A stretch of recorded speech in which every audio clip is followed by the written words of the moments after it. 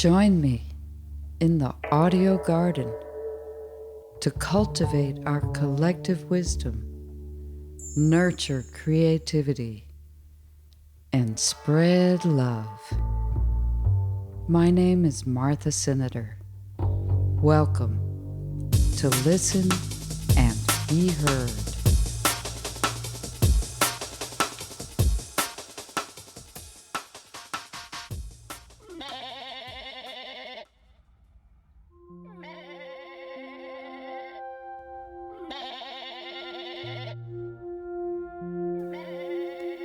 Hello and welcome to Listen and Be Heard, where we are creating community culture.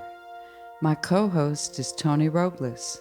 Associate producers are Tony Robles and DJ Jeannie Hopper. I am Martha Senator and have just returned from the Grassroots Radio Conference in Charleston, West Virginia, where I learned a lot about how to start both a streaming and a broadcast radio station in my own hometown.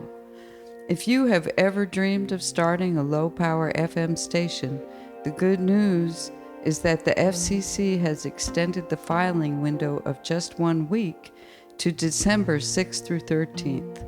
If you are part of a nonprofit organization or a tribal organization, now is the time to take advantage of the rare opportunity to file for a license to broadcast in your neighborhood. I interviewed Sharon Scott, the author of Low Power FM for Dummies, which is a manual for how to make that happen. And you can find that interview on episode 31 in the archives at listenandbeheard.net. And I recommend that you go and find it and make it happen. You will hear a little more from the Grassroots Radio Conference in the second hour of the show when we speak with Vinnie Vineyard, the director, producer, and star of WJHC AM. We'll also hear a Cherokee legend from these parts, which I was inspired to look up after our conversation with Vinnie.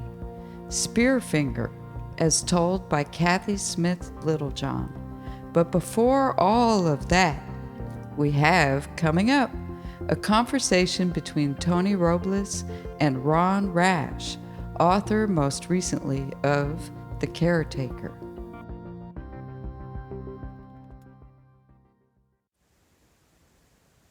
Hey, what's happening, everybody? Again, it's Tony Robles. Welcome to Listen and Be Heard Radio. We have a lot of writers that come on our program. We're trying to, interview more local writers. We interview writers from all over the place, but we really want to start emphasizing local writers, people from North and South Carolina. Today we have a very special guest, Ron Rash. He is the author of the Penn Faulkner finalist and New York Times best-selling novel, Serena. In addition to the critically acclaimed novels, The Risen, Above the Waterfall, The Cove, 1 Foot in Eden, Saints at the River, and The World Made Straight, as well as 5 collections of poems, 7 collections of stories, among them Burning Bright, which won the 2010 Frank O'Connor International Short Story Award. Nothing Gold Can Stay, a New York Times bestseller. Chemistry and Other Stories, which was a finalist for the 2007 Penn Faulkner Award.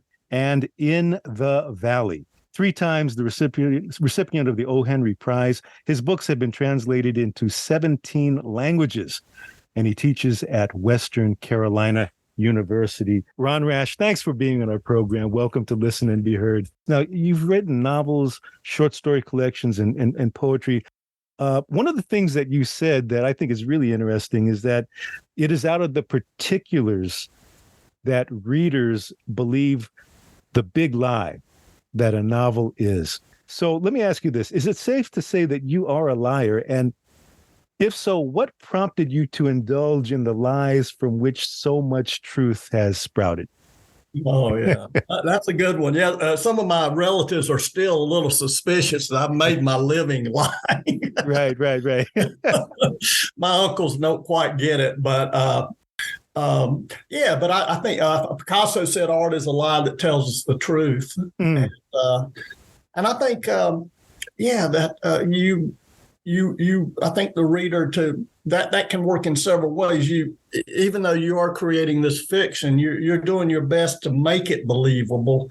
So, the particular details, getting maybe the right tree in a scene or the right season, knowing a place well, not that you necessarily have to live there all your life, but just, those kind of that care for details. When I do historical, sometimes I write about the past, and I found that I love to do research, just finding out, for instance, what would be the price of boots in 1952, that kind of thing. But the problem is, as a writer, you will always get something wrong, and there will always be somebody to write you an email. But you do the best you can. Have you had that happen where somebody had read something and said, "Hey, wait a minute, this wasn't accurate"? Yeah, the funniest one actually took place above Asheville. I had there was a murder of some people in the North Carolina mountains, and I'd done research. Actually, read a New York Times article about it, and right after it happened, the incident happened. It was a massacre, and I had someone email me and tell me I got it wrong. Actually, call me. Yeah, call me. And called you? Oh man. Yeah. Called me at where I teach, and he kept telling me I got it wrong. And I finally asked him how he knew. I mean, I didn't say it in that way. I just said, well, that's interesting because all the research I did said it happened this way. And he said, well, I and my team of paranormal investigators went up to the grave site and talked to the ghost. So how do you argue with that? Yeah. Yeah, but a couple of times, people have caught me, and that's when you can say, well, it is fiction. I wanted to ask you, what is the risk of reflection for you, right? What is the risk of reflection for the poet? And conversely, what is the reward? Well, I guess the risk would be that somehow you don't get it right. In a way, the subject, that you don't do it justice. I think that's certainly a big part of it. The reward is that you might have that moment where I think Frost had the line, Robert Frost had a line about that poetry is a momentary stay against confusion. And just that moment where a reader might read it and say, well, that's right. That feels right. And sometimes it might just be a small detail. For instance, just the way the light would look inside a woodshed on a summer afternoon. The motes, you would see the motes. Sometimes it's a much bigger thing, kind of getting to the very heart of a human being, or trying your best to, and the reader has that sense of, well, yeah, maybe I feel something here that really connects me to whatever the poet's attempting. This is Filipino American History Month, and I'm from the West Coast. And, in reading some of your poems from Eureka Mill, I think of poets like Jeff Tagami, who was from Watsonville, who wrote about asparagus and cauliflower and the workers, the Mexicanos and the Filipino workers that were working in Watsonville in that history of labor strikes and labor violence and just the struggle to put food on the table. And that resonated with me in your book, Eureka Mill. Memory really figures prominently in that work and your other book of poetry that I was reading called Waking. Now, I know that you were born in South Carolina and moved to North Carolina, I guess, when you were still very young. What is it that you want people to remember, if not to remember, but what is it that you want people not to forget? Well, I think for me, part of it certainly is that, I think part of what we do as artists, as poets, is we there's certain things we don't want to disappear. We want to be remembered. And for me, certainly that was true with, particularly with Eureka Mill, because my grandfather couldn't read or write, and my grandmother went into the mill at 14. They actually were from near Asheville, but they would work in the mill a while, then they'd go back up into a farm near Asheville. But you part of it is that you honor your ancestors, but also I think what you just brought up, that you hope that you're also making connections to other people in other situations, in some ways similar, some ways different.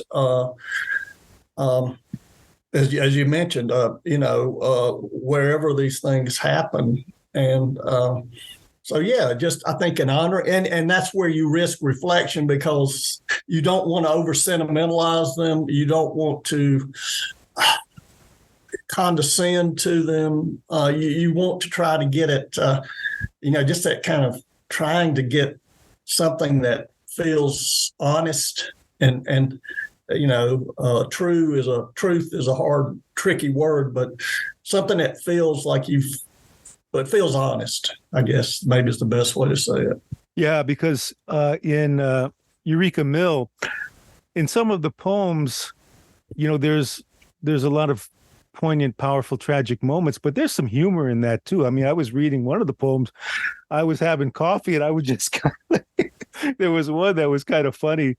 I think it was about the church, and there was somebody who was speaking up about, how he felt about that, which I thought was funny. I wanted to ask you, how do you approach the exposition of secrets without feeling as if you've betrayed the secret? Oh, wow. Because I know there's a fine line, and a lot of the stuff is very personal. I'm reading Eureka Mill, and I'm like, wow, just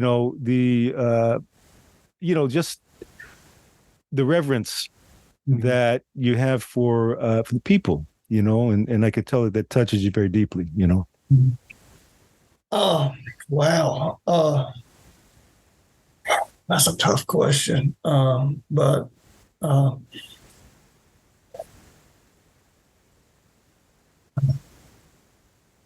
help me with this. Yeah, I mean, well, one of the examples I always give is James Baldwin, right? Yeah. In terms of secrets. Yeah. He'll talk about the Black church, for instance, right?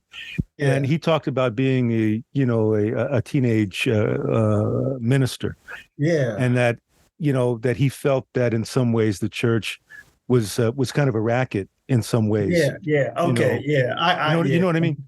Yeah, I do. And I think that's where, and I admire Baldwin. He was a fearless writer in many ways. But I think that's where I suspect, well, I'll just say in my case, I think if we ignore those things, we're not allowing those people, those characters, whatever's being presented in the poems, to be fully human. Because if they don't have those secrets, those flaws, then you're not allowing them their full humanity.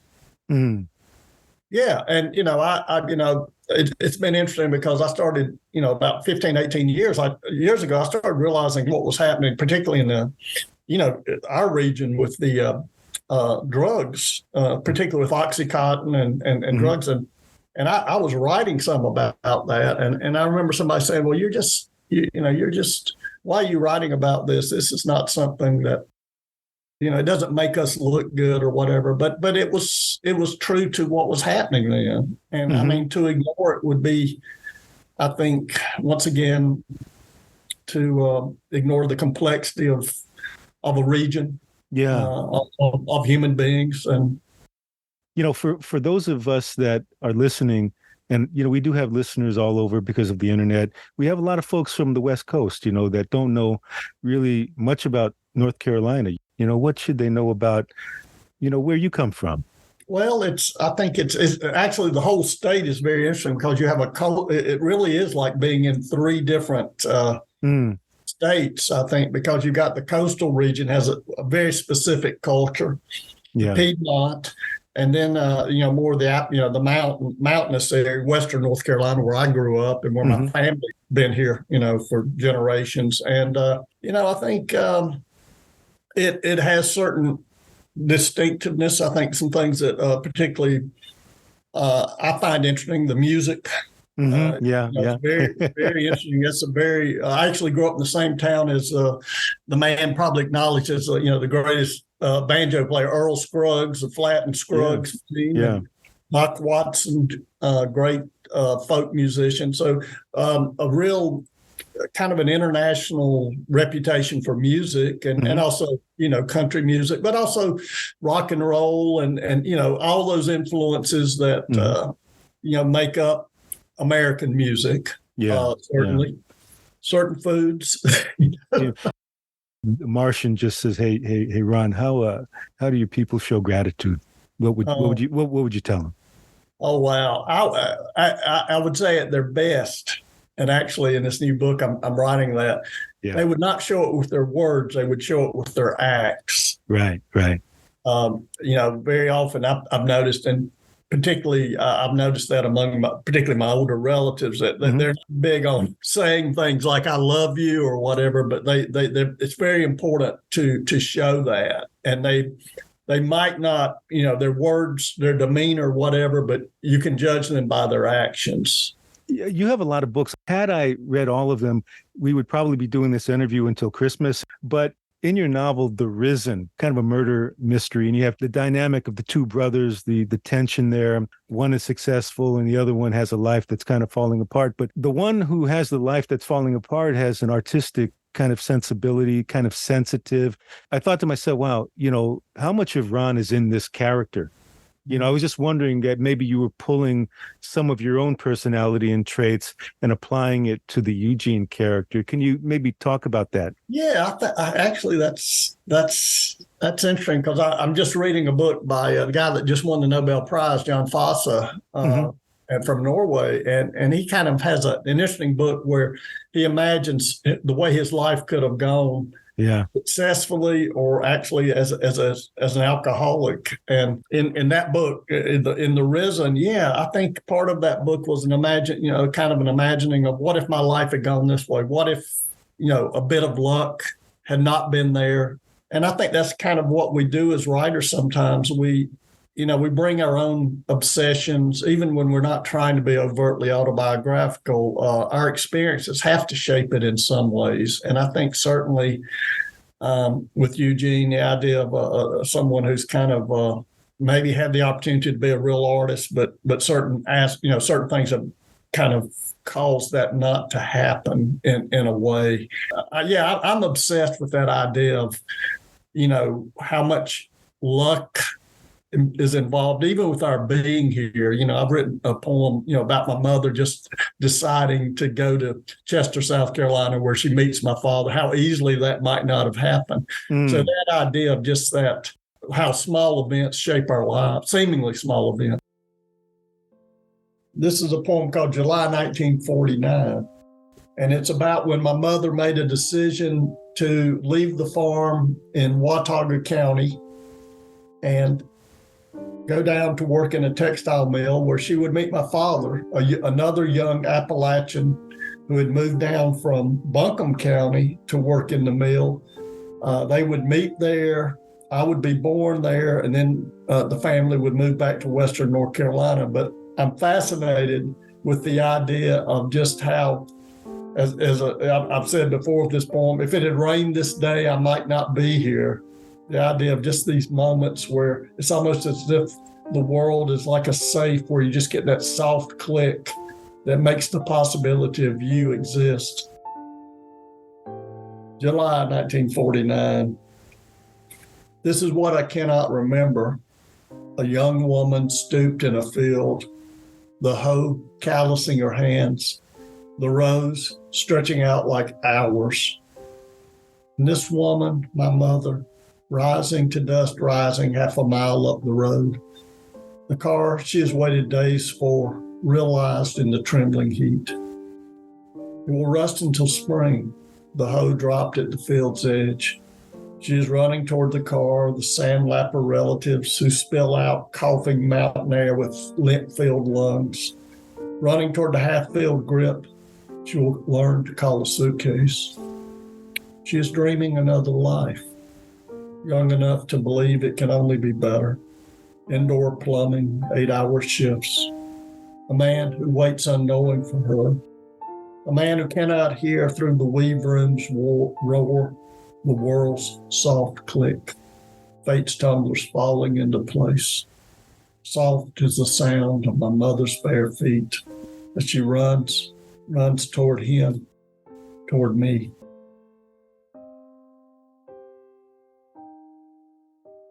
You know, I did an interview with Oscar Peñaranda, who is from San Francisco Bay Area. He worked in Alaska. He worked in the fields of Watsonville, you know, because that a lot of Filipino history has to do with the canneries and working the farms in Watsonville and Salinas on the West Coast. He became a part of that. He went to Alaska. He worked in the canneries. He did all these things. And I asked him, I said, well, was this a conscious choice? Did you go because you wanted to experience those things? He says, no, the experience chose me. It claimed me. So I wanted to ask you, conversely, do the stories seek you out, or do you seek them? Yeah, but it's really interesting. And actually, just what you were saying before this, I've said I have a character in my third novel who says landscape is destiny. Oh, can I write that down? I like that. I got to keep a note there. See, landscape is okay.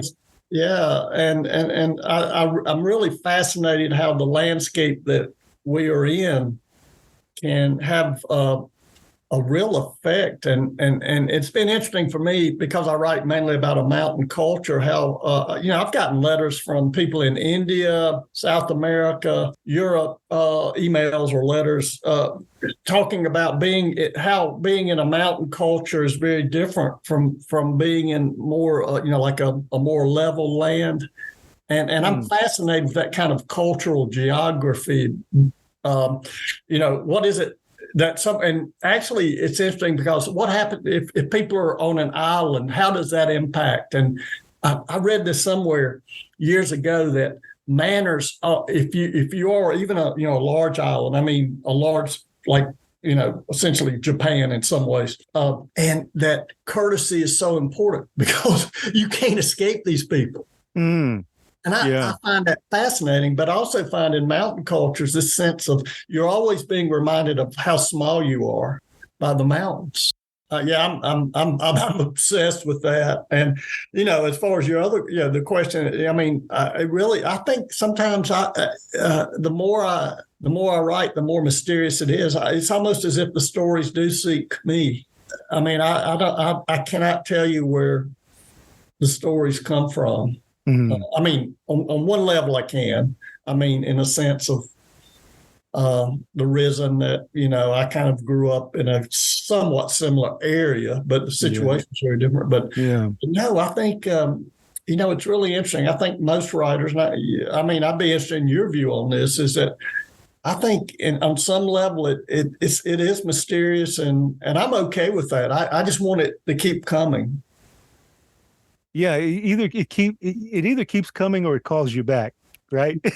Or a combination of two. Another thing I found out about you actually that really interested me was the fact that you would run track in high school. Murakami, the Japanese writer, did a book called What I Write About When I Write About Running, which is a play off of Carver, what we talk about when we talk about love, I think. And the whole memoir really is about his relationship with running and how it's parallel to his relationship as a writer and how it's evolved, because his process in running a marathon is not the same as it was back in 1982 when he first started, and he's run marathons all over the world. So can you Can you talk about, that as far as an analogy, your race or your marathon in terms of your endurance and how that might have a connection? Having a track background, yeah.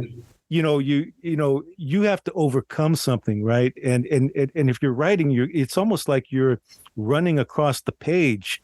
You're running across the page in this endurance, and you're running against yourself in much the same way if you're running around a track, and then being circular, things always come back. It's not so linear. You're kind of, unless I'm talking completely out of my ears. No, you're absolutely right on two levels. And the first one would be, I because I write poetry, short stories, and novels, I would say poetry is a sprint. Sprint, right. 800 meters, which is what I ran. Yeah.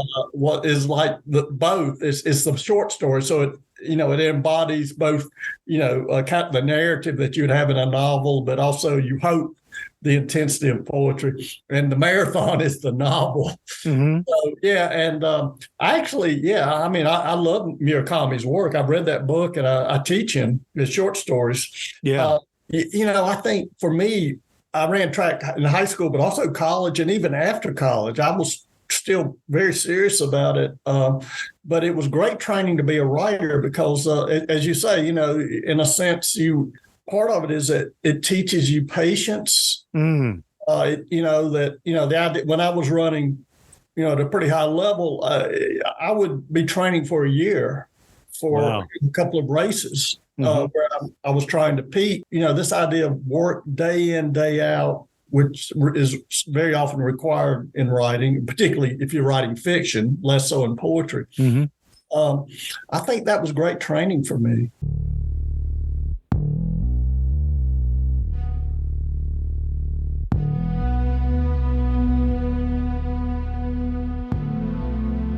I've always admired large animal veterinarians. And in part, that came from my childhood because my grandparents were farmers in Watauga County near Boone. And the large animal vet, who's actually probably a man past retirement age that we would think of, late 70s, he would always come out, no matter, knowing he might not get paid, knowing it might be too late to save the animal. But one day I just kind of thought, well, what would it be like to go out on one of those calls like that? And so this is called 3 a.m. and the stars were out. When the phone rings way too late for good news, just another farmer wanting me to lose half a night's sleep, drive some backcountry, wash out for miles, fix what he's botched. On such nights, I'm like an old drowsy God, tired of answering prayers. So let it ring a while, hope they might hang up. Though of course they don't because they know the younger vets shuck off these dark expeditions to me, thinking it's my job, not theirs. Because I've done it so long, I'm used to such nights. Because old as I am, I'll still do what they refuse to. And soon I'm driving out of Marshall, headed north, most often towards Shelton Laurel, towards some barn where a calf that's been bad bred to save stud fees is trying to be born, or a cow laid out in a barn stall, dying of milk fever, easily cured if a man hadn't wagered against his own dismal luck, waited too late, hoping to save my fee for a salt lick, roll of barbed wire. But it's not all his fault. Poor too long turns the smartest man stupid, makes him see nothing beyond a short-term gain, which is why I know more likely than not I'll be arriving too late. What's to be done, best done with rifle or shotgun. So make driving the good part. Turn off my radio. Let the dark close around until I know a kind of loneliness that doesn't feel sad as I pass the homes of folks I don't know, may never know, but wonder what they're dreaming, what lives they wake to, thinking such things. Or sometimes just watching for what stays unseen except on country roads after midnight. the copperheads soaking up what heat the blacktop still holds, foxes and bobcats. One time in the 50s, a panther, yellow eyes bright as truck beams, black tipped tail swishing before leaping away through the trees back into its extinction. All this thinking and watching, keeping my mind off what waits on up the road. Worst of all, the calves I have to pull one piece at a time, birthing death. Though sometimes it all works out. I turn a calf's head, and then like a safes combination, the womb unlocks, calf slides free. Or this night when stubborn life got back on its feet, round eyes clear and hungry, my IV stuck in its neck, and I take my time packing up and ask for a second cup of coffee so I can linger a while in the barn mouth watching stars awake in their wide pasture. This is WPVM LP, Asheville, North Carolina, 103.7 and WPVMFM.org. What were some of the things that you would say to yourself in order to, because I know that there were times where you probably didn't want to do it. What are some of the mantras or some of the things that you tell yourself? Absolutely. I think, the running, getting up 6 a.m., 5:30 a.m. to do it. I mean, I can remember that, just dreading it. But there are days I go in, I'm not riding as hard as I've kind of been slowing down the last couple of years, but for about 40 years, it was pretty much, I was riding 4 to 12 hours a day. Wow. Yeah. And I mean, closer to 4 most of the time because of my teaching load. I tell my students this, but that there were days I'd rather have stabbed pencils in my eyes than sit down to write. Right. But what I do is I put my office is like a monk's cell. I mean, there's no, I don't have a good view of anything. And I just kind of, sit in there. And even if I don't feel like I've got anything to write, I punish myself and I sit in there for an hour. And I say, I'm going to sit here for an hour. I'm not going to look at my, email or anything like that. And I do that. And after a few minutes, I'd say probably 98% of the time starts to come. So that ties in directly. Those days it was raining outside or snowing, and I knew I had to go out and run in it and train. Yeah, so I've always been, I think, a lot of whatever I've achieved has been through just discipline. Yeah. I don't think I've got an outstanding talent as a writer. I think, though, that I am at least, just from my own experience, I think you have to kind of get used to rejection. You have to be able to take it. I mean, and this really is kind of like a boxing analogy. Mm-hmm. You have to, I actually had a pretty well-known writer. I've never told anybody who he was. Tell me, you're no good. Oh, man. To my face. Mm-hmm. And I think certain people would have just quit right then. And, and I certainly got my share of rejection slips, but I think that's where you have to have a certain confidence, but you have to be able to fail. And, what's interesting about what that guy said at that time was I wasn't a good writer. And I had to acknowledge that, but I also realized, but I can be. I'm just going to have to stick it out. I'm going to have to take it. And I have. And I thought that was but also it's really interesting you bring that up about boxing, because Joe Frazier had actually a friend of mine, Daniel Woodrow, who wrote Winter's Bone, uses a quote from Joe Frazier he talks about shirking, not doing the road work before a fight. Mm-hmm. Not doing what you need to do in preparation, but he says, under the bright lights, everything will be revealed.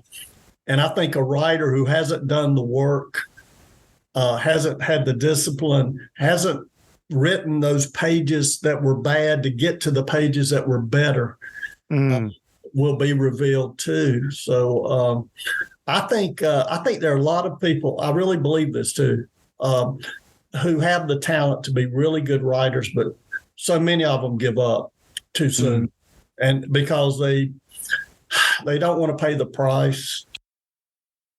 I think it's a beautiful thing. You brought up Joe Frazier, all due respect and rest in peace.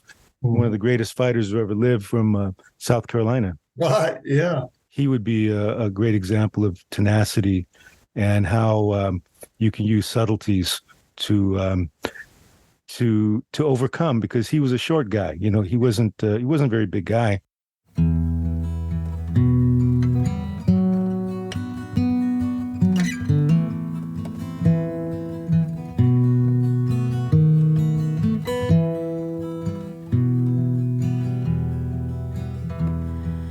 Have compassion for everyone you meet, even if they don't want it.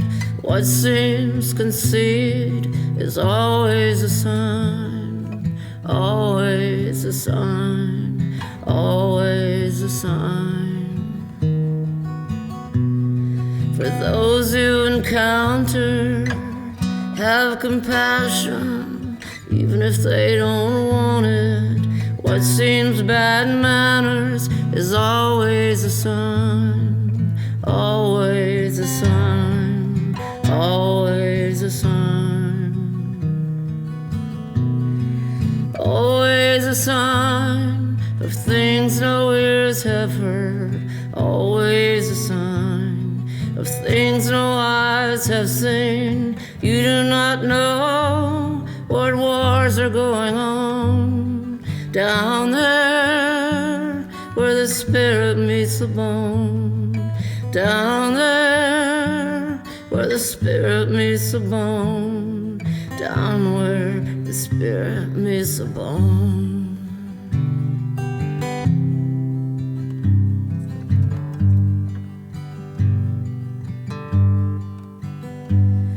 For everyone you listen to, have compassion, even if they don't want it. What seems cynicism is always a sign, always a sign, always a sign,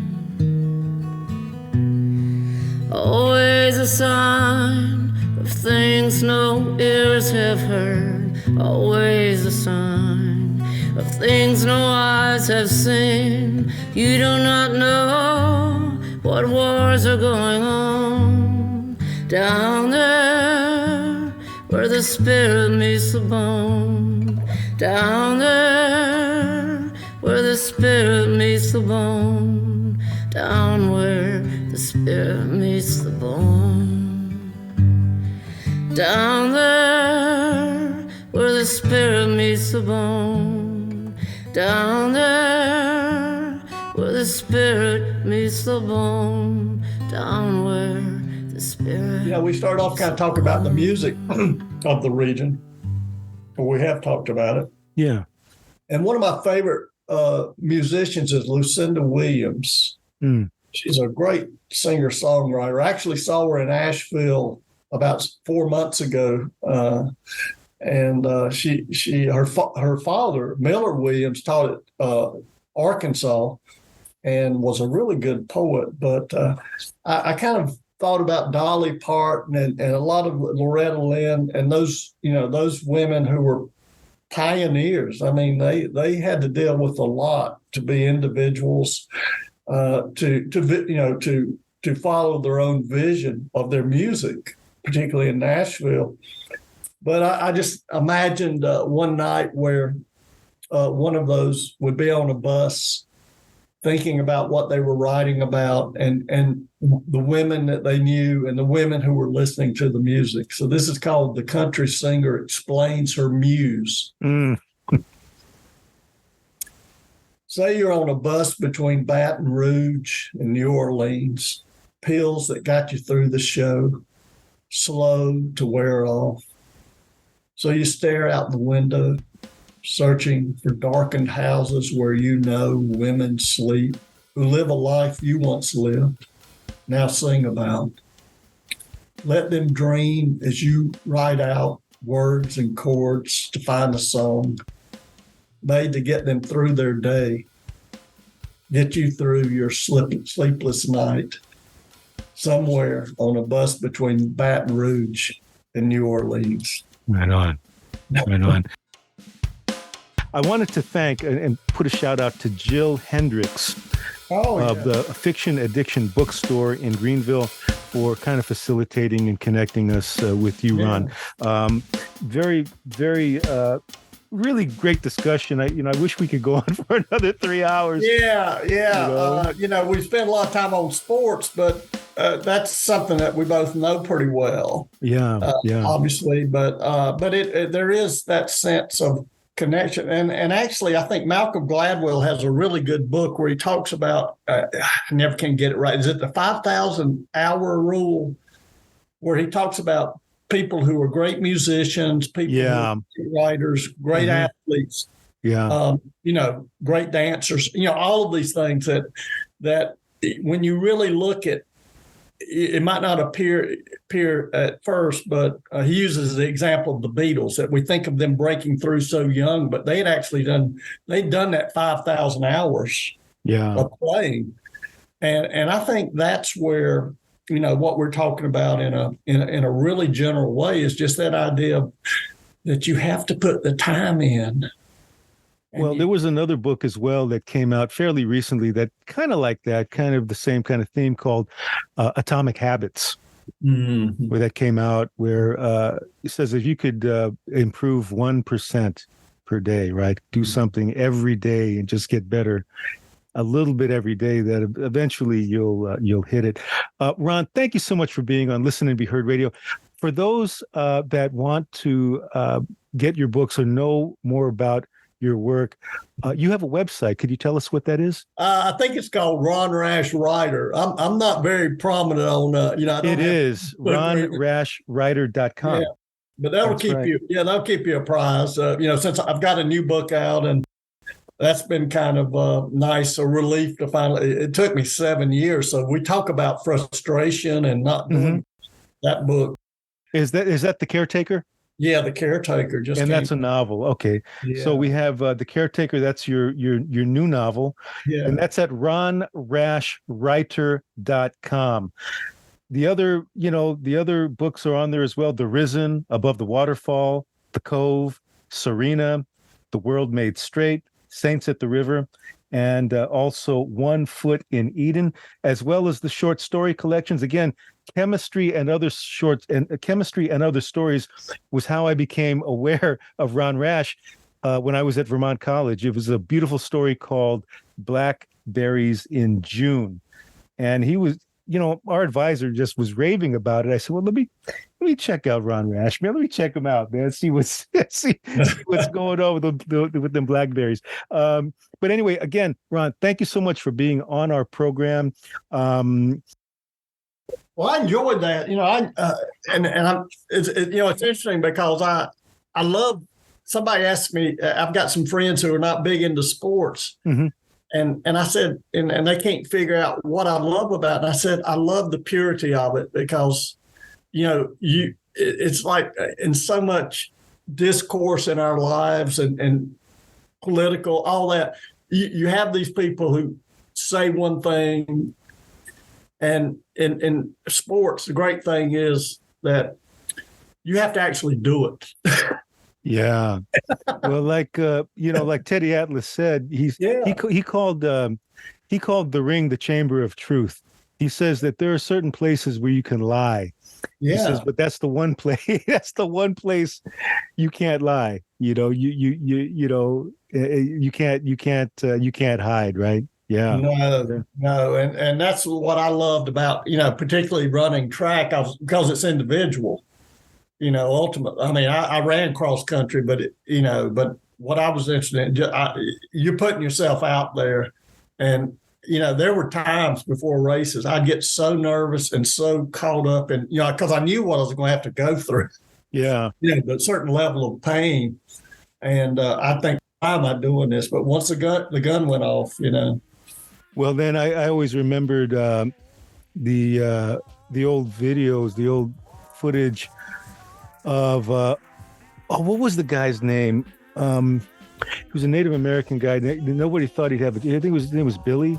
Billy Mills. Billy Mills, yeah. Yeah. And they said, well, just hang in there, Billy. You know, you might get third or fourth, right?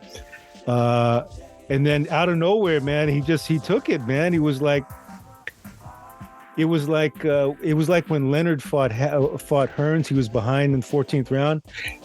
He hit him with that shot, man. It was out of nowhere, man. He just took it, man. You know?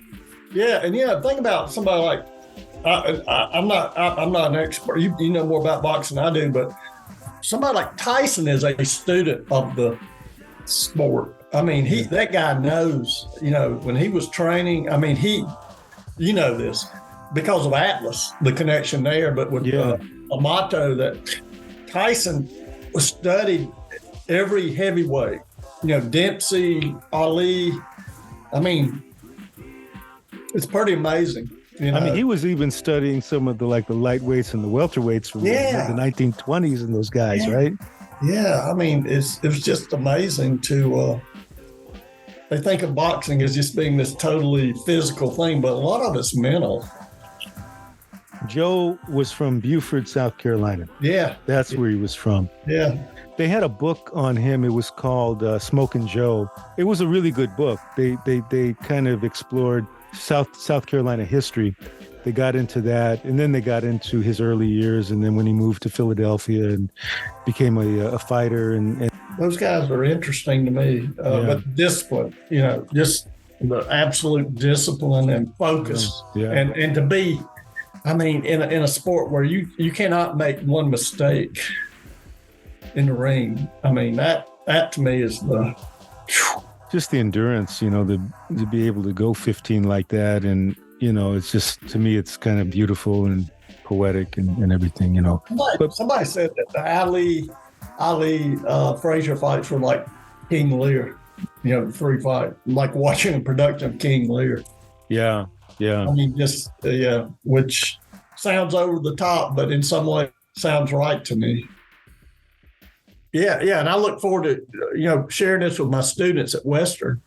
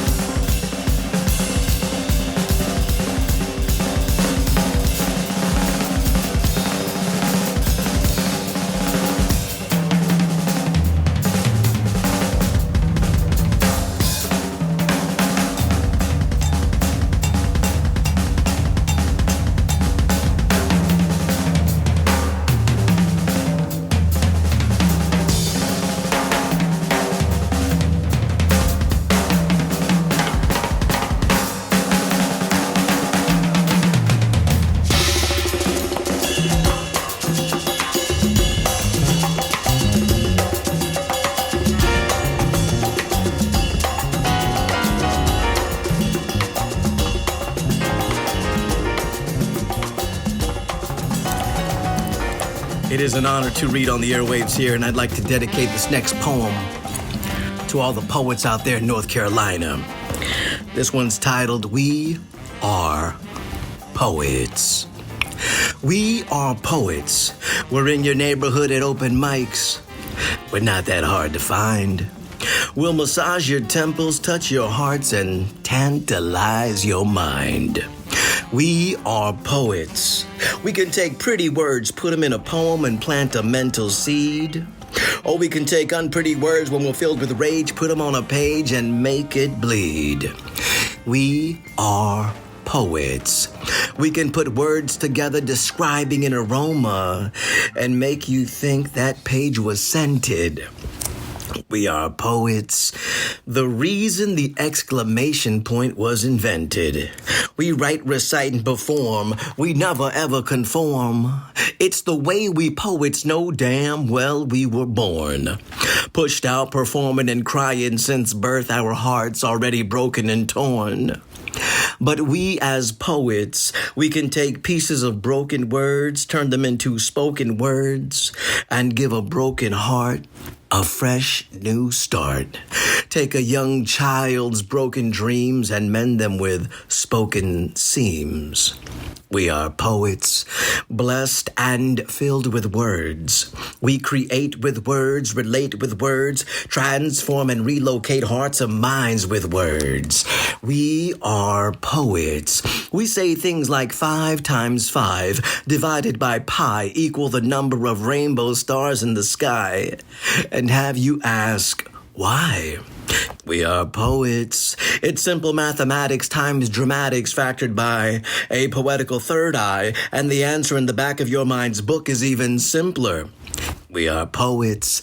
Ay, ay, ay. Love-making, keyboard-breaking, erotic poets. We can make a pen, make love to paper, and make it hum. Make words intoxicate your mind like a strong Puerto Rican rum.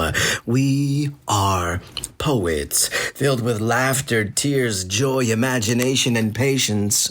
We speak at the open mic at presidential inaugurations. From our hearts, the words flow. Through our tongues, mouths, and lips, those words magically know where to go. In our heads, the poets of the dead are awoken. We speak from our hearts with the voices of the broken. We are poets. This much we know. We give birth to words, touch Mother Earth through words, and at open mics, open our mouths and pour out our hearts through words. We write and rewrite, then double check the last rewrite, because we know the last rewrite is the one that has to be right. Right? We are poets. We share our breath with words, and we will write and recite till our death with words, because we are poets. Thank you, North Carolina. This is Listen and Be Heard. My name is Martha Senator. You've been listening to the voice of Tony Alderondo. If you look him up at estuarypress.com, Nina Serrano, the host of Literary Dialogues, describes him as a soulful and sensational poet. He has a CD entitled Tony the Poet. Previously, you heard Ron Rash reading some of his poetry and Tony Robles in conversation with him, the award-winning and popular Southern author, about almost everything except his new book, The Caretaker, which is recently released and available through ronrashwriter.com and pretty much everywhere else, including Fiction Addiction in Greenville, South Carolina. I had to edit the interview, which was a bit longer. The unedited Zoom video of the conversation will be available at listenandbeheard.net, where you can also find a complete archive of Season 1 through this episode 33. We are looking for volunteers and contributors and books and CDs to review. Please contact us by visiting the website or emailing us at editor@listenandbeheard.net. Coming up at the top of the hour, a conversation from the recent grassroots radio conference hosted by WTSQ Radio in Charleston, West Virginia, where I was in the company of Jeannie Hopper, a producer of The Laura Flanders Show, heard here on WPVM Radio in Asheville, North Carolina, and Stephanie Schubert from Pacifica Radio Network. We talked with Vinnie Vineyard, who presented his horror movie WJHC AM at the Flora Lee Hart Cohen Cinema. And please stay to the end to hear the legend of Spearfinger, told by Kathy Smith Littlejohn. We'll take a break for announcements and station identification.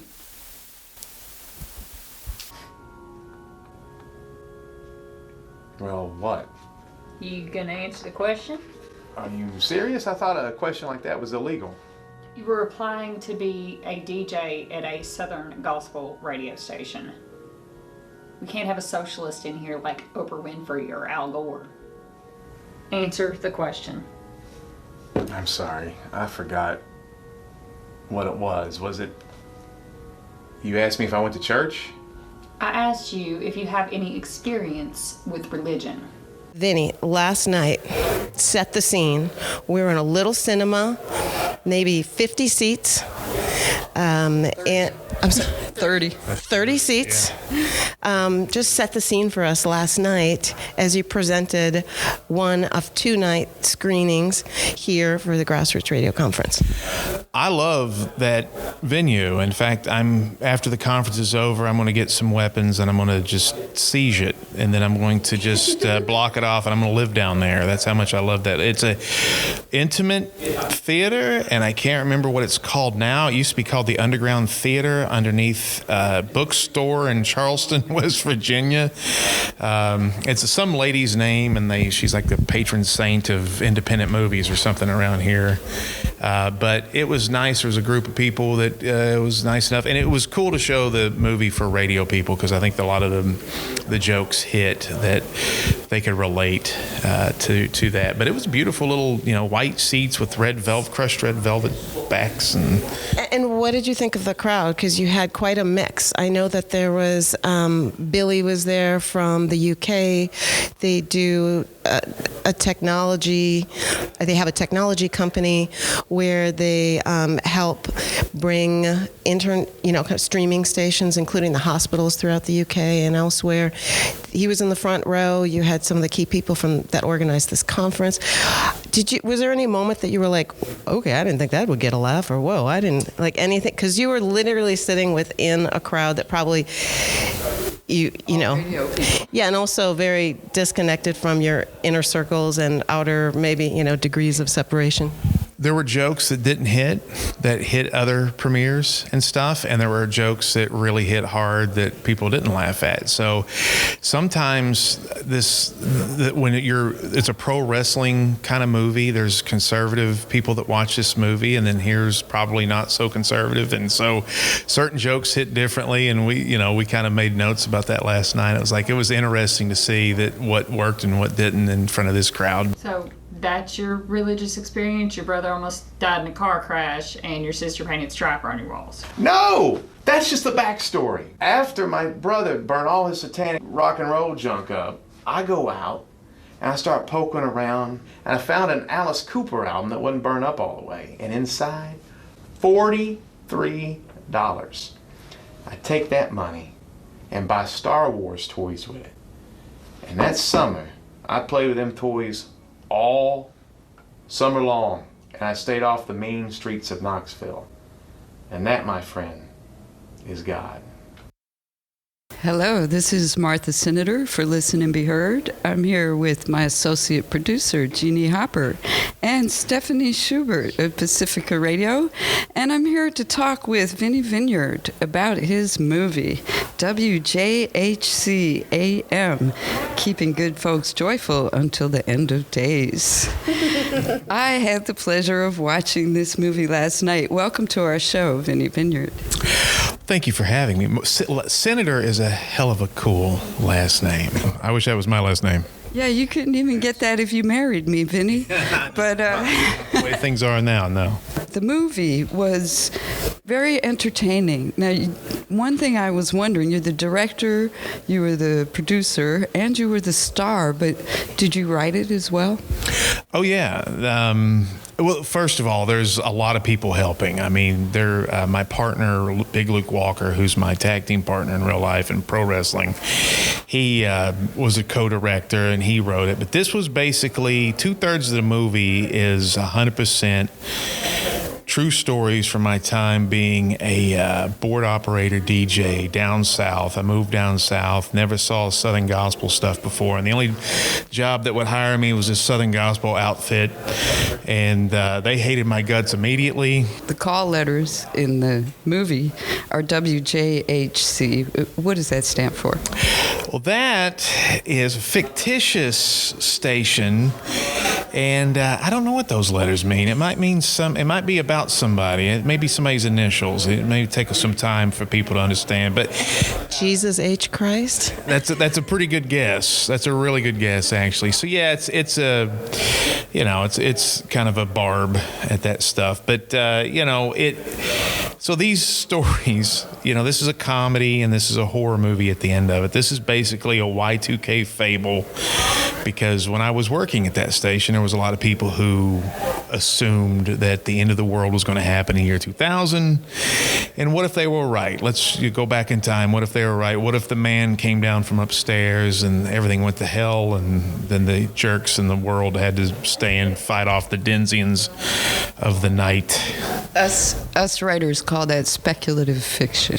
Yeah. Speculative fiction. Yeah, we go back and read. It's like Quentin Tarantino. We go back and rewrite world events. So this movie, well, first of all, we're talking here at the Grassroots Radio Conference, and you don't actually have a radio station. You just, were so in love with radio that you wound up at that station and had this story to tell later on, but it's part of a series. Can you tell our audience a little about the whole series of movies you're making? You guys are based in Asheville, right? Yes. Okay. So, yeah, we're doing an anthology, 6 to 8 movies, depending on how we go, but they're all about the legends and lore of the Appalachian South. And the new movie we've just done is about Waynesville, North Carolina, which is kind of near you guys. The first movie is about Bryson City and some stuff that was happening out there. So this one's more Tennessee, a bunch of horror comedies about the cryptids, legends, lore, monsters, folklore, stuff like that. Now, you were in your talk yesterday, you mentioned that you're, I think, originally from Baltimore, but now you're based in Gatlinburg, Tennessee. So your inspiration, a lot of it is actually based on stories that you've been hearing in the South. Well, so me and the big guy who's in the movie, who played Arlo in this one, and the guy that kept rubbing his nipples, we are a part of a paranormal team that's on television. It's called Wrestling with Ghosts, and it's on very small, terrible stations. I shouldn't say that, but anyway, very small stations nobody has or watches. So anyway, the first movie we actually did about Spearfinger, which is a Cherokee legend, where she's a mimic and she's got a very long forefinger that's made out of obsidian, and she would if you had a child that you loved, or a favorite aunt, or a girl that you wanted to bang, she would appear like that. You would go off in the woods with this person and then she would stab you. So anyway, that's the Cherokee myth of Spearfinger. So the first movie, The Hike, that we did is actually about her. And so we did a ghost investigation of Spearfinger, found really crazy evidence that you can't prove that Spearfinger was there, but there was some stuff that was this is really coincidental and interesting. And so we were on a particular trail in North Carolina, and they say this is, the Cherokee say this is where she used to roam over this area. And then we saw a lot of stuff that couldn't explain away. And we were like, man, that would be really cool to put this, because nobody talks about this particular cryptid. They always talk about Bigfoot. Even when I do paranormal podcasts and stuff, I'm telling them about stuff I saw of this thing, and they're like, yeah, it's real cool there, but what can you say about Bigfoot? Who cares about Bigfoot? There's a million other people talking about Bigfoot. I'm talking about stuff we witnessed. So anyway, this movie that we did of her was about, Spearfinger. And so that's kind of what gave us the jump off to do all these different types of lores and legends and gimmicks like that. Well, you say all these, but you actually have a plan. How you had planned on making, I think you said 6 or 8 films? The problem is we keep coming up with ideas. We were wanting to do 6, and we keep coming up with ideas that we like better, and it's like, God, that would be a great movie, So we got to decide financially and the climate of the world, what people would want, that type of thing. And how many have you actually produced so far, though? 3. We got one dropping like on Tubi and Amazon Prime this month, hopefully before Halloween. We can't control when it's released, but they've ingested it, as they say, on the inside. What's the name of it? Camp Smokey, and it's got a twist to it. So it's about another lore from Western Carolina.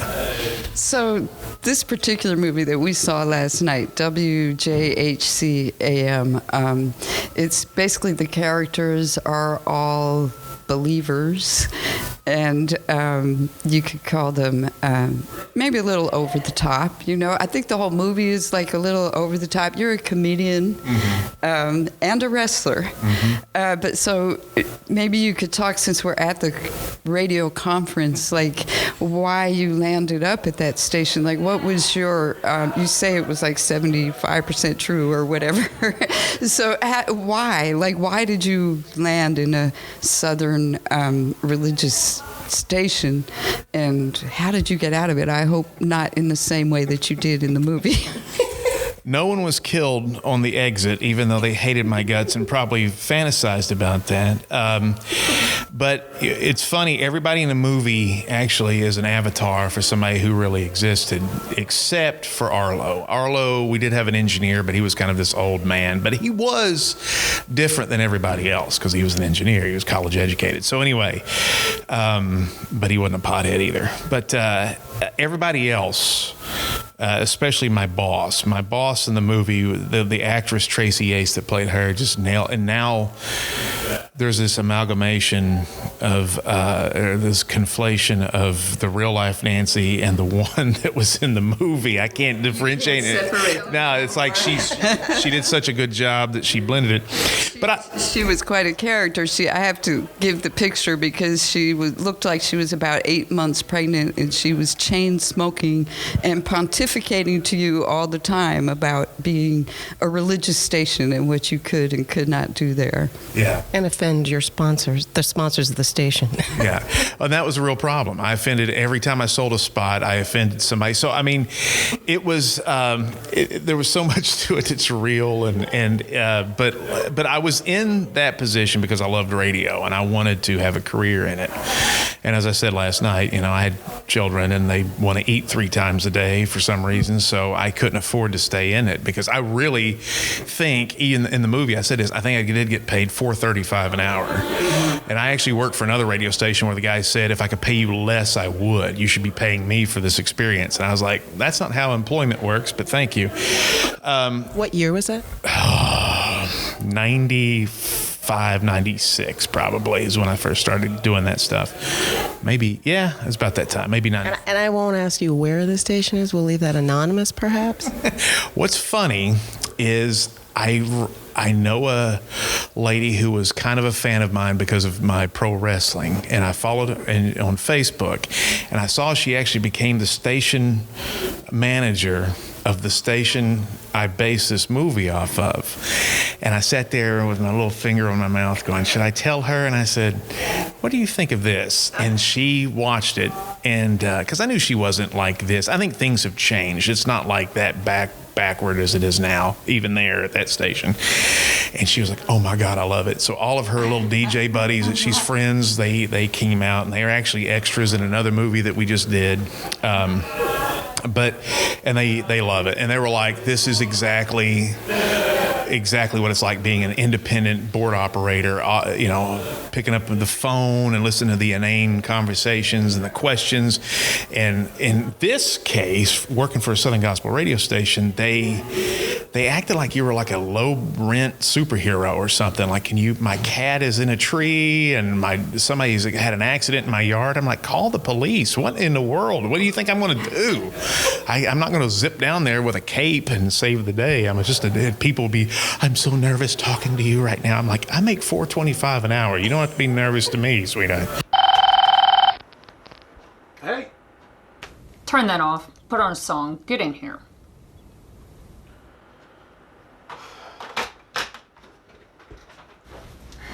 What's the matter?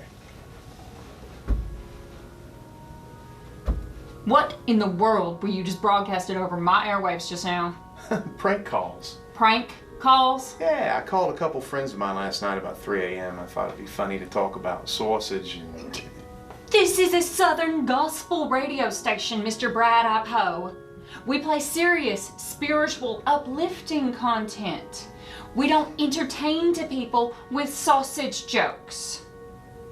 You worried about being serious? Do you know what happened last night? On my watch, a guy got his tongue bit by a coral snake.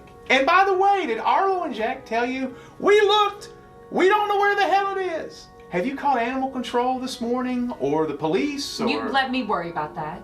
For now, no more funny stuff, okay? Besides, that joke wasn't even funny. Oh, what do you know about fun?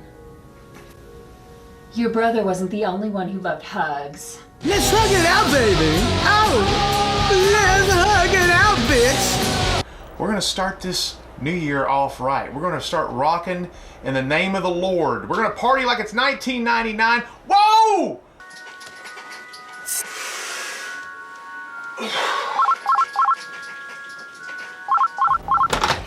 Hello, thank you for calling WJHC AM, keeping good folks joyful till the end of the days. How can I help you? Good morning. I'd like to request a song today.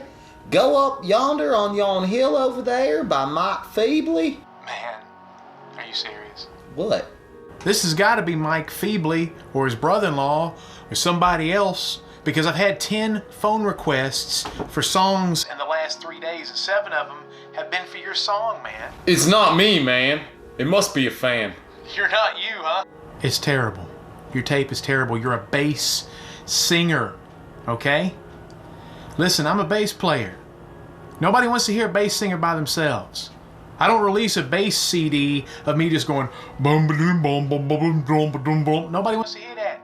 Join a quartet. Stephanie Schubert here with Pacifica Network. I've been enjoying this interview up close, and I was just thinking when you were talking about how when you were working at the radio station and folks would call in and they would ask you questions that you thought would be best helped by police or fire department, and I just thought, I wonder, why do you think that they did that? Wow. Well, in that context, I mean, it was a religious station, so they thought that it was, I guess they had felt some sort of kinship, and that somebody would not mislead them. And if you that's actually making me think now that I'm a jerk, because they probably were people who had either not trusted the police or had bad experiences with police and EMTs, and they were just looking for help. And probably, too, they were very lonely and just wanted to talk. That's probably, at the end of the day, what it was. Well, and that's the intimacy of radio, right? You invite a voice that becomes a friend, an intimate friend through the airwaves, and it's a very intimate medium. You fool yourself, and it's okay, I think, to do this, but sometimes when you listen to podcasts or TV shows, you feel like those people are your friends. So, it actually, there is a little bit of responsibility, I think, for us to not, and now I feel really bad about some of the pranks I did to people. But But yeah, you are a comedian. That's true. Yes. But yeah, I would, I would do some mischievous things. But yeah, they're trusting you, and I guess loneliness, and even this is in the 90s. I can't imagine how people that age or these age groups now, how disconnected they feel from their communities. So it's probably even more important now than it was back in the 90s. Well, I had a question about the actual techniques you used in the film. What comes to mind is there's no big budget for effects and things, right, but you did it kind of in an old school way, and it brought back memories of Eraserhead and Reanimator. So can you talk a little bit about those decisions? Because I know it was mostly black and white until I won't give away the rest, but... Well, it was black and white because the television station we were so lucky to get was so ugly. I mean, the walls were this zombie flesh green, and no matter what we shot, no matter what LUT we put on it, it looked terrible. And we would put green lights, red. We were going to make it look cartoony. And a friend of mine was like, "This looks awful. You can't release this." And I said, "Well, what in the hell am I going to do? I can't." And he was like, "Why don't you just make it black and white? It's a movie about the 90s. It's kind of like Kevin Smith's movies, so it's kind of, make it look black and white, and there's not been a lot of black and white movies." I said, "That's a good idea." So we kind of have a Wizard of Oz moment where there's color moments and there's black and white moments for the most of it. But, it's all, every effect is low budget, so you have to, and that's kind of the fun about making a movie is you're like, how can I make a death scene when I don't have any expertise in this, and also I don't have the budget to do a bunch of visual effects and stuff. So you have to, like the shadow on the wall when the girl gets her head ripped off. I thought that was really cool and makes me laugh. But you learn when you make movies that sound effects and stuff is really what sells the horror over visual. Like you could just have somebody's face going, and you just have the sound of what's happening, and it's effective enough, and sometimes it's even more effective. And I wanted to ask, what was the budget of the film ultimately? I think we spent about $6,000 on that one.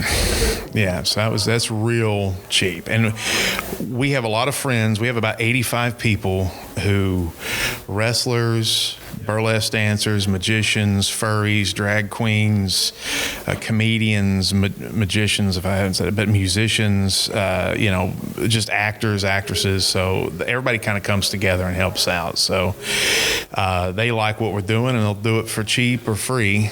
The people that had to ship in from other states and cities, we had to pay a little bit for gas money, but most people volunteered their time for it on that one. So that's Big and Funky Productions that you're talking about. Spent those big bucks to make WJHC AM, which I'm holding in my hand on a Blu-ray disc. How can people get this and your other movies? All of our movies will be streaming if you have that capability. You can buy these things, which helps fund future projects.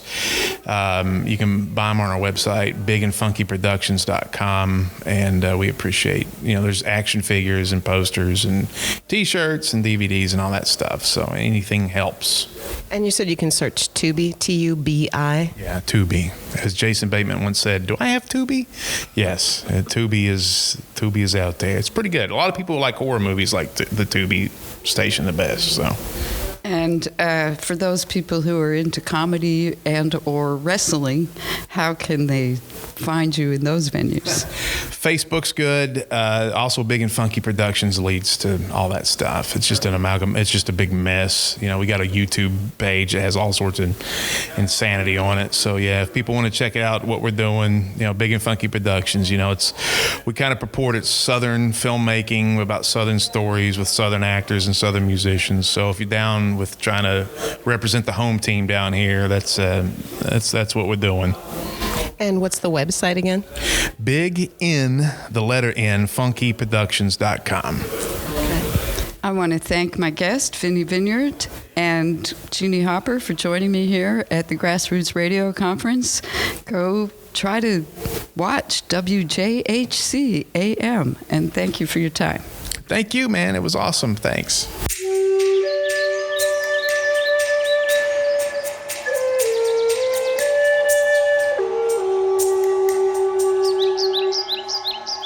Spearfinger.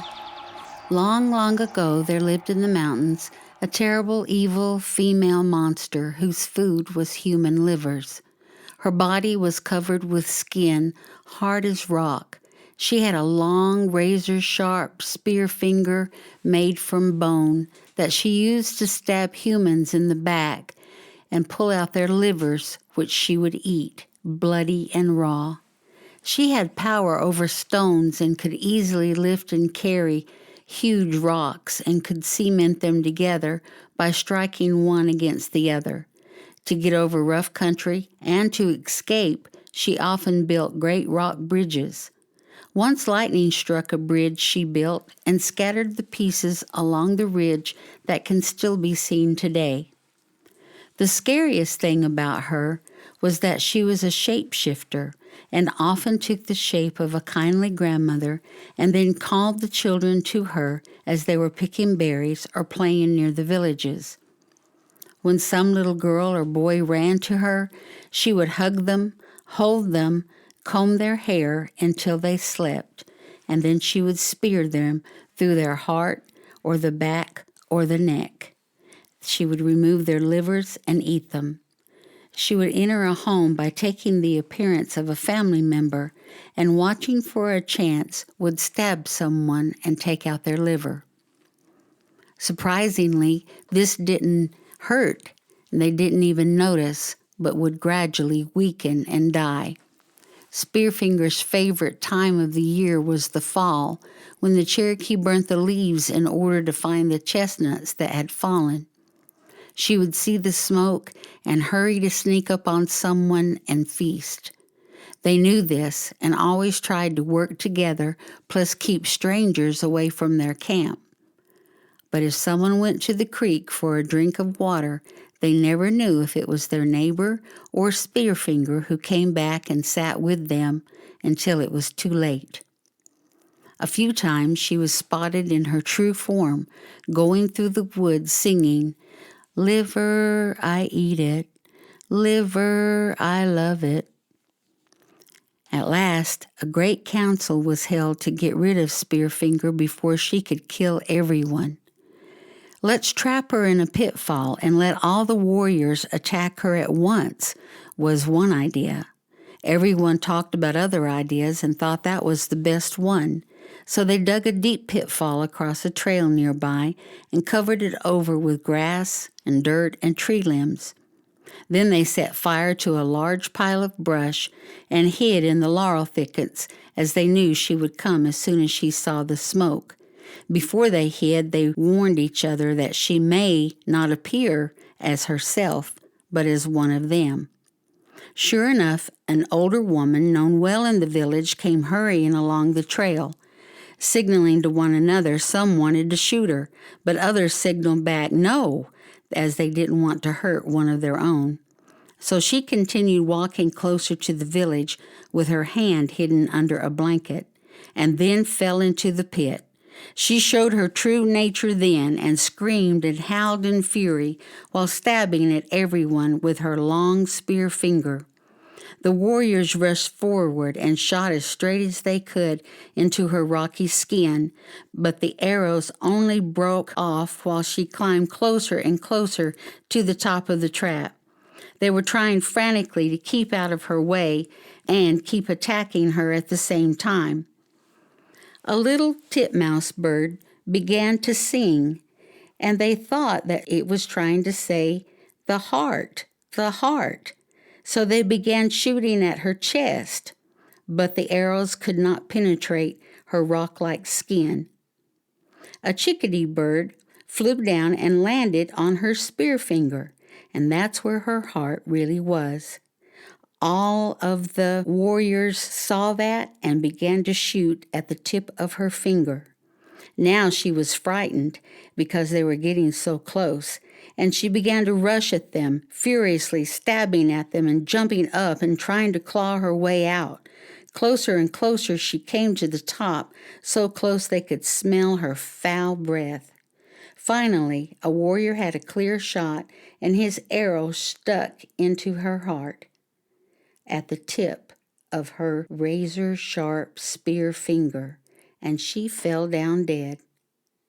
Now, ever since then, the Cherokees call the chickadee the truth teller, and when someone is away from home, if this bird comes and perches near their house, the family will know that their family member will soon be home safe, especially as Spearfinger was no more. You've been listening to the legend of Spearfinger, as told by Kathy Smith Littlejohn, from the CD Cherokee Legends, Volume 4, Cherokee Legends of the Supernatural. Before that, you heard a conversation with Vinnie Vineyard about his movie WJHC AM. I'm going to play another poem now, read by Tony Alderondo. Right, North Carolina, this one's titled In My Words. I want you to feel the concern in my words, the yearn in my words. Feel my grandmother's antique urn in my words. I want you to feel the dead zone in my words, the all alone in my words. Feel the bare knuckle down to the bone in my words. I want you to hear the silver and gold in my voice, the young and old in my voice. Hear my grandmother's ghost stories, still untold in my voice.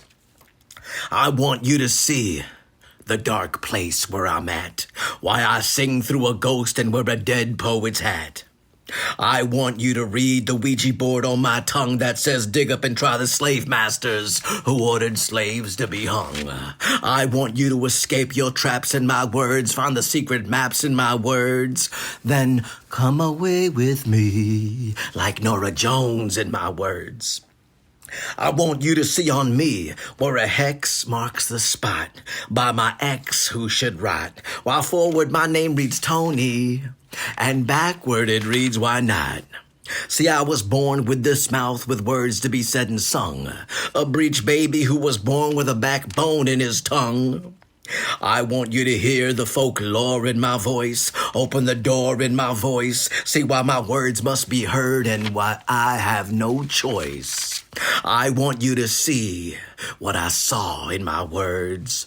The no border lines, the burning walls in my words. The Renoir, the De Gaulle, the film noir in my words. I want you to see how I burnt my left foot, while my tongue's always on fire and my throat filled with soot. I want you to feel my hummingbird beak, hear my double entendres and my triple speak. See my past due date and know that I'm an antique. I want you to read your tarot cards in my eyes, then turn them over 3 times and kiss the dead butterflies. I want you to hear the black cat in my voice, the Bacardi bat in my voice, then meet the snake from the state that drove a stake in my voice. I want you to take a ride in the black hearse in my words, feel the curse in my words, then dance on my grave and sing a verse in my words. And no, this ain't no play, there's no rehearse in my words. I want you to see the real me in my words, the infinity in my words. Meet the shipwrecked sailor that is me in my words. See why I'm seldom left alone to be alone in my words, and why pretty metaphors don't want to rehome in my words. Though I want you to know I'm not alone in my words. When you hear my poetry, there's 7 ghosts in my words.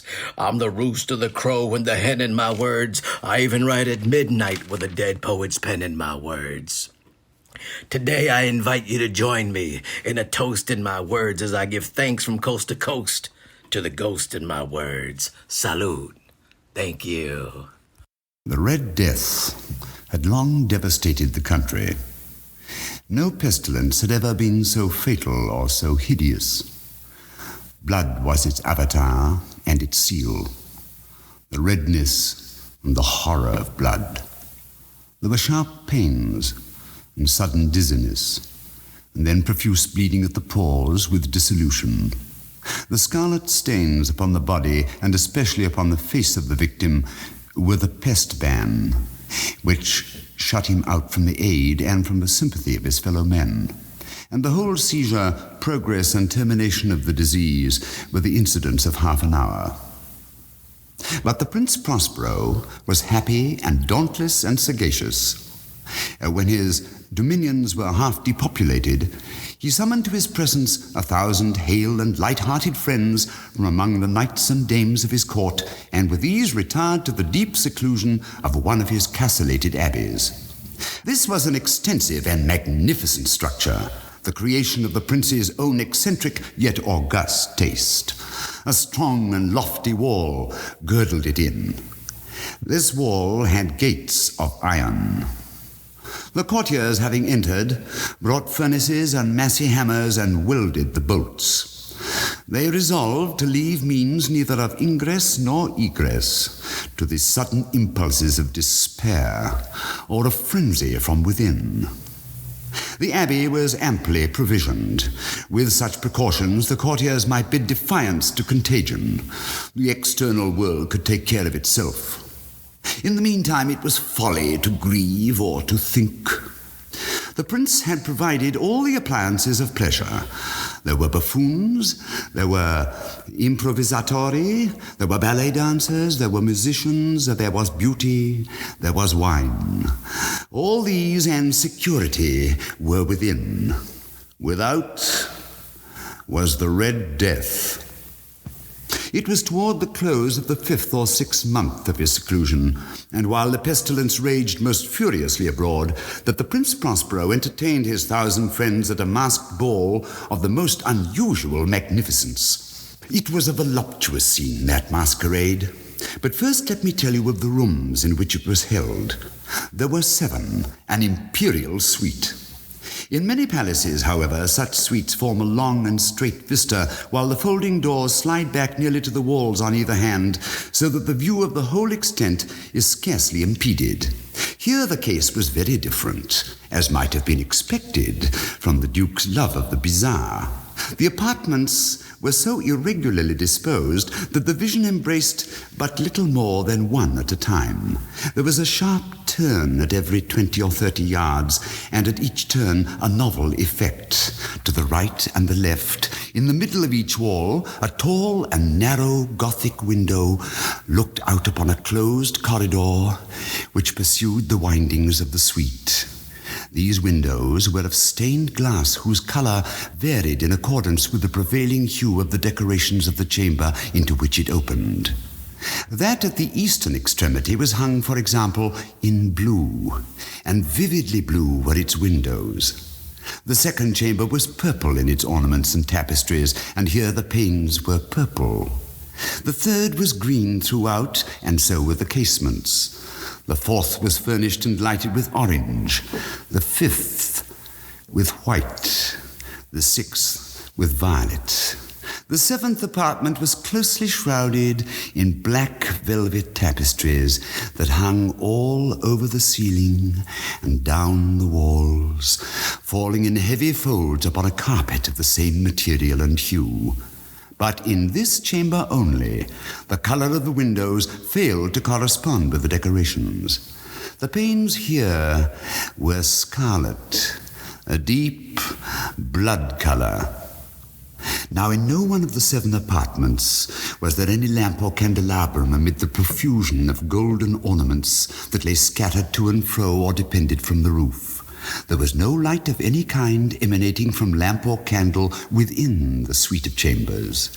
But in the corridors that followed the suite, there stood opposite to each window a heavy tripod bearing a brazier of fire that projected its rays through the tinted glass and so glaringly illuminated the room.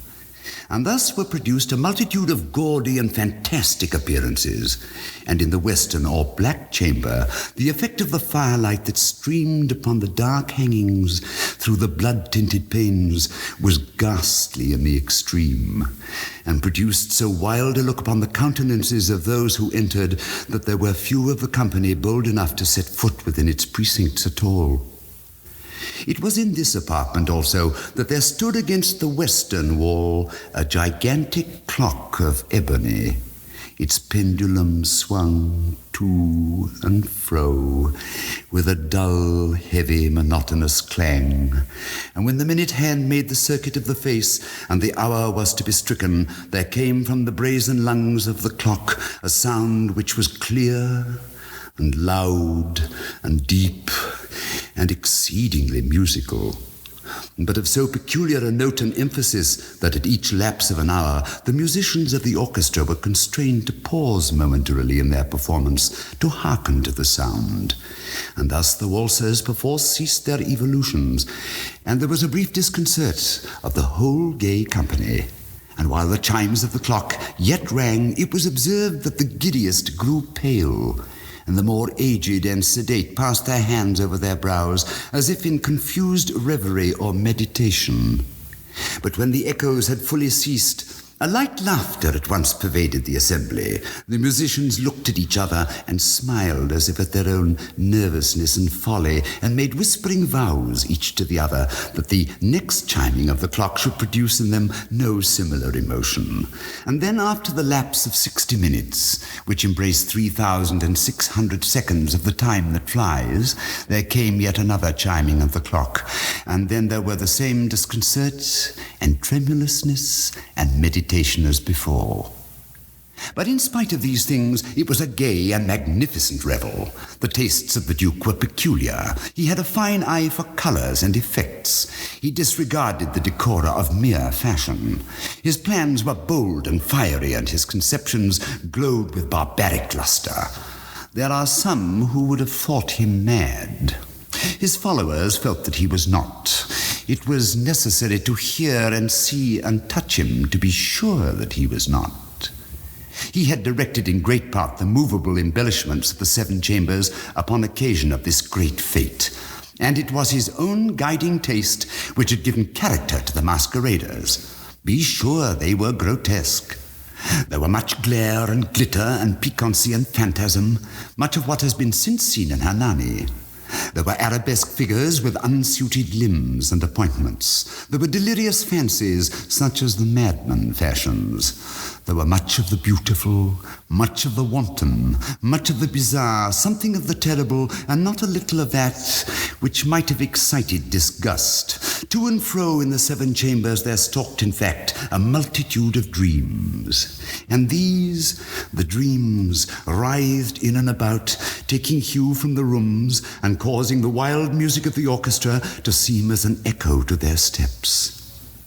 And anon, there strikes the ebony clock which stands in the hall of velvet. And then for a moment all is still, and all is silent, save the voice of the clock. The dreams are stiff frozen as they stand, but the echoes of the chime die away. They have endured but an instant, and a light half-subdued laughter floats after them as they depart. And now again the music swells and the dreams live and writhe to and fro more merrily than ever, taking hue from the many-tinted windows through which stream the rays from the tripods. But to the chamber which lies most westwardly of the 7, there are now none of the maskers who venture, for the night is waning away, and there flows a ruddier light through the blood-colored panes, and the blackness of the sable drapery appalls. And to him whose foot falls upon the sable carpet, there comes from the near clock of ebony a muffled peal more solemnly emphatic than any which reaches their ears who indulge in the more remote gaieties of the other apartments. But these other apartments were densely crowded, and in them beat feverishly the heart of life, and the revel went whirlingly on until at length there commenced the sounding of midnight upon the clock. And then the music ceased, as I have told, and the evolutions of the waltzers were quieted, and there was an uneasy cessation of all things as before. But now there were 12 strokes to be sounded by the bell of the clock, and thus it happened, perhaps, that more of thought crept with more of time into the meditations of the thoughtful among those who revelled. And thus, too, it happened, perhaps, that before the last echoes of the last chime had utterly sunk into silence, there were many individuals in the crowd who had found leisure to become aware of the presence of a masked figure which had arrested the attention of no single individual before. And the rumor of this new presence having spread itself whisperingly around, there arose at length from the whole company a buzz or murmur, expressive of disapprobation and surprise, then finally of terror, of horror, and of disgust. In an assembly of phantasms such as I have painted, it may well be supposed that no ordinary appearance could have excited such sensation. In truth, the masquerade license of the night was nearly unlimited, but the figure in question had out-Heroded Herod and gone beyond the bounds of even the prince's indefinite decorum. There are chords in the hearts of the most reckless which cannot be touched without emotion. Even with the utterly lost, to whom life and death are equally jests, there are matters of which no jest can be made. The whole company, indeed, seemed now deeply to feel that in the costume and bearing of the stranger neither wit nor propriety existed. The figure was tall and gaunt, and shrouded from head to foot in the habiliments of the grave. The mask, which concealed the visage, was made so nearly to resemble the countenance of a stiffened corpse that the closest scrutiny must have had difficulty in detecting the cheat. And yet all this might have been endured, if not approved, by the mad revelers around. But the mummer had gone so far as to assume the type of the Red Death. His vesture was dabbled in blood, and his broad brow, with all the features of the face, was besprinkled with the scarlet horror. When the eyes of Prince Prospero fell upon this spectral image, which with a slow and solemn movement, as if more fully to sustain its role, stalked to and fro among the waltzers, he was seen to be convulsed in the first moment with a strong shudder either of terror or distaste, but in the next his brow reddened with rage. "Who dares," he demanded hoarsely of the courtiers who stood near him, "who dares insult us with this blasphemous mockery? Seize him and unmask him, that we may know whom we have to hang at sunrise from the battlements." It was in the eastern or blue chamber in which stood the Prince Prospero as he uttered these words. They rang through the 7 rooms loudly and clearly, for the prince was a bold and robust man, and the music had become hushed at the waving of his hand. It was in the blue room where stood the prince, with a group of pale courtiers by his side. At first, as he spoke, there was a slight rushing movement of this group in the direction of the intruder, who at the moment was also near at hand, and now with deliberate and stately step made closer approach to the speaker. But from a certain nameless awe with which the mad assumptions of the mummer had inspired the whole party, there was found none to put forth hand to seize him, so that unimpeded he passed within a yard of the prince's person, and while the vast assembly, as if with one impulse, shrank from the center of the rooms to the walls, he made his way uninterruptedly, but with the same solemn and measured step which had distinguished him from the first, through the blue chamber to the purple, through the purple to the green, through the green to the orange, through this again to the white, and even thence to the violet, ere a decided movement had been made to arrest him. It was then, however, that the Prince Prospero, maddening with rage and shame of his own momentary cowardice, rushed hurriedly through the 6 chambers, while none followed him on account of a deadly terror that had seized upon them. He bore aloft a drawn dagger, and had approached in rapid impetuosity to within 3 or 4 feet of the retreating figure, when the latter, having attained the extremity of the velvet apartment, turned suddenly and confronted his pursuer. There was a sharp cry, and the dagger dropped gleaming upon the sable carpet, upon which instantly afterwards fell prostrate in death the Prince Prospero. Then, summoning the wild courage of despair, a throng of revelers at once threw themselves into the black apartment, and seizing the mummer, whose tall figure stood erect and motionless within the shadow of the ebony clock, gasped in unutterable horror at finding the grave cerements and corpse-like mask which they handled with so violent a rudeness, untenanted by any tangible form. and now was acknowledged the presence of the Red Death. He had come like a thief in the night, and one by one dropped the revelers in the blood-bedewed halls of their revel, and died each in the despairing posture of his fall. The life of the ebony clock went out with that of the last of the gay, and the flames of the tripods expired, and darkness and decay and the Red Death held illimitable dominion over all.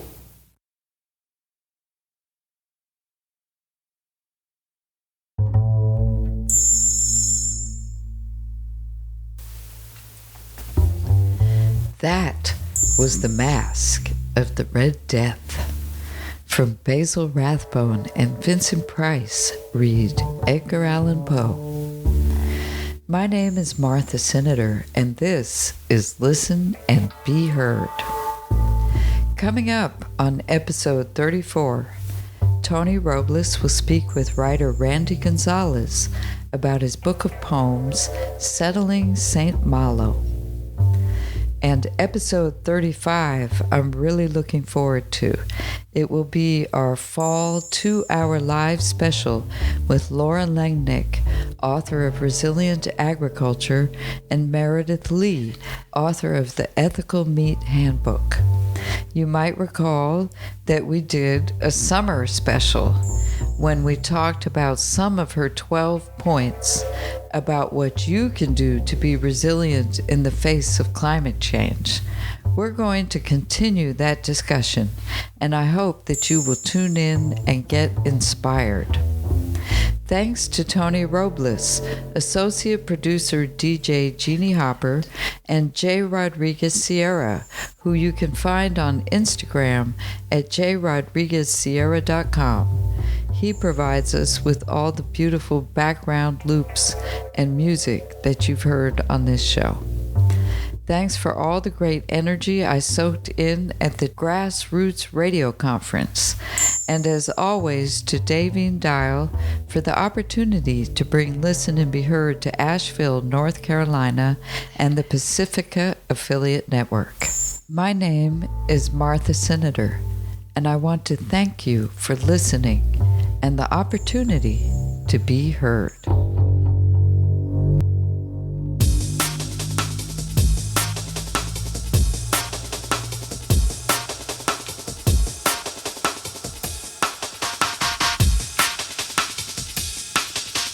Living it, giving it, having it, taking it, moving it, shaking it, creating it, loving it.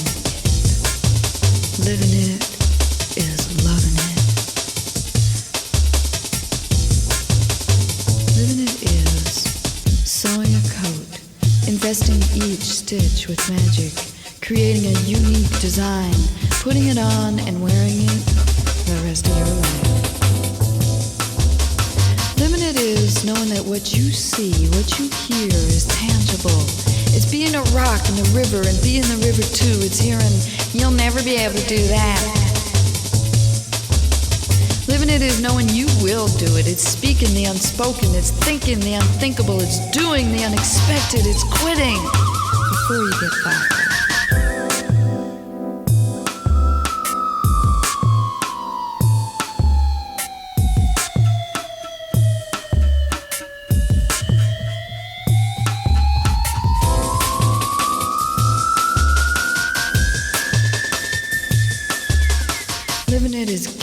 Giving it is having it is taking it is moving it, shaking it, creating it, loving it. Living it is loving it.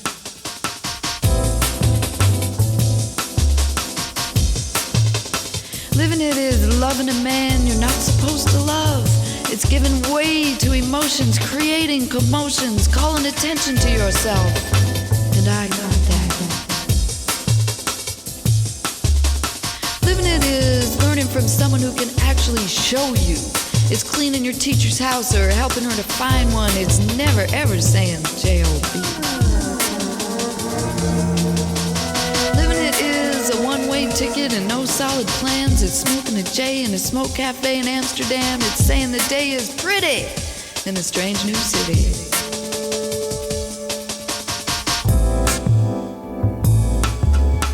Living it is giving it is having it is taking it is moving it, shaking it, creating it, loving it.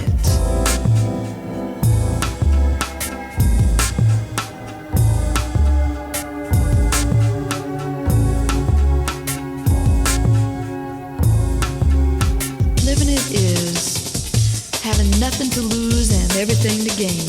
It's putting all of your charms and attributes, every single one of them, to good use. It's knowing the kindness of strangers and love for sale. Living it is knowing where to buy rice and beans in bulk. It's knowing herbs are cheaper than doctors. It's keeping it together when you're falling apart. It's writing poetry to ease a broken heart. Living it is knowing the stage, looking into bright lights, late nights, barroom fights, fantastic sights, inspiration,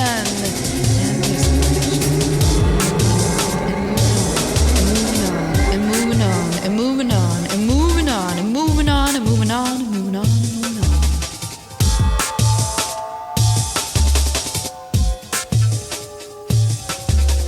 Because living it is giving it is having it to give.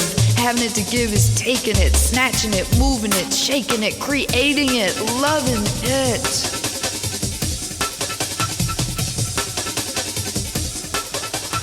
Living it is being responsible for your own groove. It's playing on street corners for nickels and centines and being asked to move. It's sleeping in roofless squats in ancient convents. It's running up against police, getting thrown into the streets where you belong. Because living it is subletting.